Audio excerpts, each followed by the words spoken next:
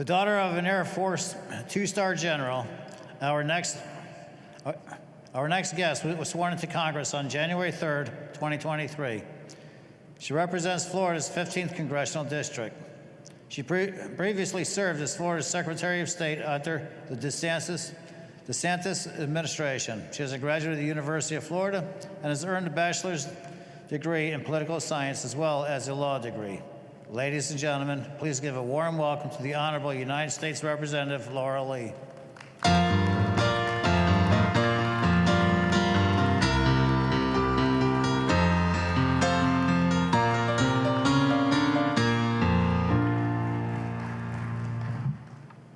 Good afternoon. It is such a pleasure and a privilege to get to be here with all of you today.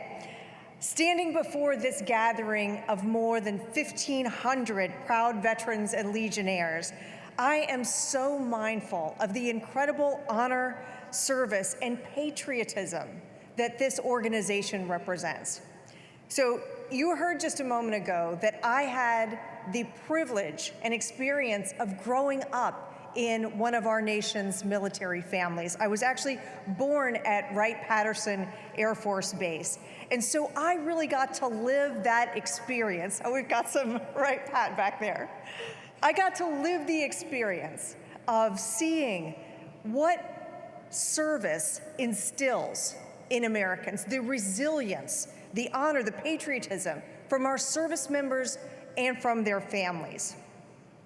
That's why, as a member of Congress, one of my key priorities is and will always be serving and representing our active duty service members and our veterans, and doing it so that they have the respect and the support that they have earned. Just a few weeks ago, I had the opportunity to host a Veterans Resource Fair here in our district, and we brought together over 30 different organizations that help start small businesses, that are devoted to education and housing and healthcare, to bring them all to one place, to show that we can and will support those who have served our country. And in Congress, I am so fortunate to have my partner, who you just heard from, Representative Castor, who has been committed to serving this community, its veterans, and our service members at MacDill Air Force Base for many years. And together, we have had the opportunity to continue to advocate for the policies and the things that enhance and build the quality of life for our veterans here in this area. You all are also a vital part of ensuring that your delegation in Congress understands the things that really make a difference, understands where the needs are, what we could be doing better, what we have yet to do. So I will tell you that there are a number of things that are being considered and worked on in Congress that are very important, and that you all have been behind educating and reaching out and advocating for these kinds of very important policies. One that I've been proud to co-sponsor relates to protecting a veteran's abilities to choose and access high-quality health care. Another relates to allowing combat-disabled veterans to receive both full retirement pay and VA disability compensation. We have more work to do, but it is a credit to all of you that we as policymakers understand that those are issues that we need to be talking about and that we need to be working on and that we need to be trying to enact into law. So our delegation here in Tampa was proud to advocate for updating locality pay for our service members so that MacDill can remain competitive and our men and women in this area are fairly compensated. There again, you can look at the entire Bay delegation as supporters of these types of good ideas and appropriate ideas to support our service members.